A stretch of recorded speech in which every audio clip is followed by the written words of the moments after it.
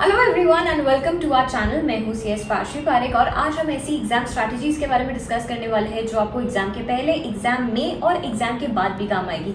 So without wasting your time let's get started. Number one thing is attempt 100 marks paper. अगर आपका theory paper है, मतलब आपका MCQ paper नहीं है, तो आप प्लीज 100 मार्क्स का पेपर सॉल्व कीजिएगा। एंड द रीजन आई से दिस इज बिकॉज एक छोटा सा एग्जाम्पल आपको देना चाहूंगी।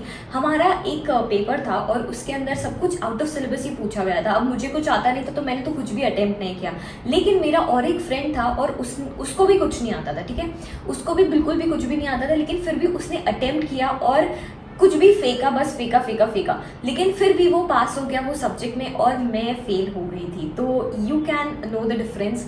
Please attempt 100 marks paper for theory subjects. अगर एमसीक्यू पेपर है तो ऑब्वियसली आप देखकर सॉल्व कीजिएगा, क्योंकि वहां पर नेगेटिव मार्किंग आ जाता है। Okay, second point is out of syllabus questions आने ही आने वाले हैं। एटलीस्ट 10 to 20 मार्क्स हर एक सब्जेक्ट के लिए आप पकड़ के चले कि आउट ऑफ सिलेबस आएगा। अब वो देखकर घबराना नहीं है, खुद पे कॉन्फिडेंस रखना है और ऐसे क्वेश्चंस बाद के लिए रखने हैं या फिर छोड़ देने हैं। अगर आपको आते अटेम्प्ट करने हैं तो जब आपके पास एक्स्ट्रा टाइम हो तब आपने वो क्वेश्चन सॉल्व करने हैं, लेकिन इससे बिल्कुल भी पैनिक नहीं होना है। Third is time management. Time management इसलिए जरूरी है क्योंकि आपके पास 3 घंटे होंगे। 3 घंटे में आपको 6 क्वेश्चन सॉल्व करने होंगे और ये 6 क्वेश्चन सॉल्व करने के लिए एक क्वेश्चन अगर आपने 30 मिनट्स में सॉल्व किया तो ही आप ये 6 के 6 क्वेश्चन सॉल्व कर पाओगे। And the calculation behind this is that question number 1 उसमें आएगा आपको ABCD, तो हर एक सब क्वेश्चन के लिए आपके पास रहेगा on an average 10 minutes, max to max 5, 10, 15 ऐसे करके आप डिवाइड कर लीजिए, लेकिन एक क्वेश्चन के लिए आप 30 मिनट्स बुक करके रख लीजिए। ऐसे करके आपके 6 के 6 क्वेश्चन सॉल्व हो जाएंगे अगर आप ये वाला टाइम देख कर चलेंगे तो। और आपने बिल्कुल भी मिस नहीं करना है आपकी वॉच लेकर जाना, क्योंकि एग्जाम टाइम में बहुत ज़्यादा काम आती है, क्योंकि हमें पता चलता है यार टाइम क्या चल रहा है। Okay, number 4th point is please do not panic at all, क्योंकि ऐसे भी क्वेश्चंस होंगे जो आपको नहीं आते होंगे और ऐसे भी क्वेश्चंस होंगे जो ओकेश आते होंगे और ऐसे भी होंगे जो आपको बहुत अच्छे से आते हैं। अच्छा, और एक चीज़ का ध्यान रखेंगे कि एक पेपर ऐसा आने ही आने वाला है जो आपको कुछ भी समझ ही ना आए। आपको ऐसे लगेगा कि कंपनी लॉ का पेपर था लेकिन पूछ तो सब कुछ जेल का रहे हैं।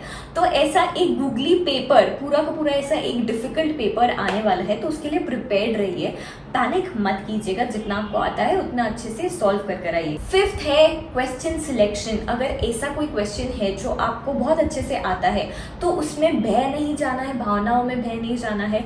जितने मार्क्स के लिए पूछा है उतने मार्क्स का ही लिख कर आना है, सो दैट नेक्स्ट क्वेश्चन के लिए आप टाइम सेव करके रख सको।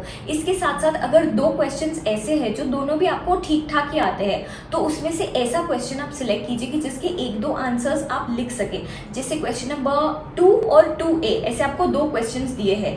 2 के क्वेश्चंस में से सब क्वेश्चन में आपको चारों आंसर्स आते हैं लेकिन एवरेज आते हैं, लेकिन क्वेश्चन नंबर 2A में आपको सिर्फ 2 ही क्वेश्चन आते हैं लेकिन बहुत अच्छे से आते हैं। यहाँ पर आपने 2 क्वेश्चन को प्रेफर करना है, क्योंकि चारों में आपको एवरेज मार्क्स मिल जाएंगे और यहाँ पे 2 में आपको सिर्फ 2 में से भी 2 क्वेश्चन अगर आप सॉल्व करेंगे तो एवरेज मार्क्स नहीं मिल पाएंगे जितने आपको यहाँ पर मिल पाएंगे। तो ऐसे सोचकर आपने आपका क्वेश्चन पेपर सॉल्व करना है।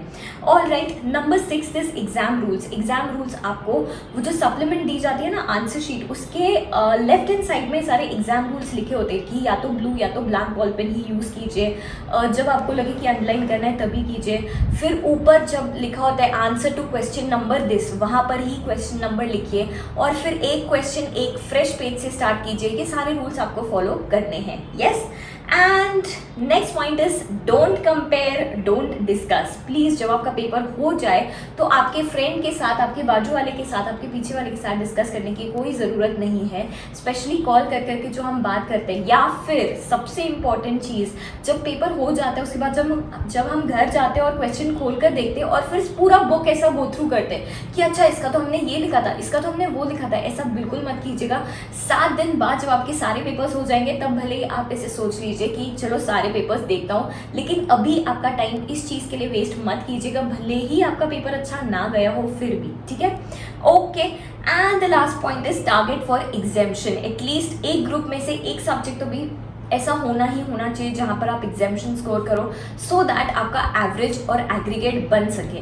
नहीं तो मोस्ट ऑफ द स्टूडेंट्स को इसी चीज़ में दिक्कत आती है कि इंडिविजुअल तो हर एक सब्जेक्ट में पास हो जाते हैं लेकिन एग्रीगेट नहीं बन पाता है। तो हमें पहले से ही स्मार्ट रहना है कि एक सब्जेक्ट हम ऐसा प्रिपेयर करके जाए कि इसमें एग्जामिनेशन आना ही आना चाहिए, right. Be selfish with your time. ऐसी चीज़ों पे ही आपका टाइम इन्वेस्ट कीजिए या स्पेंड कीजिए जो अभी आपको काम आने वाला है।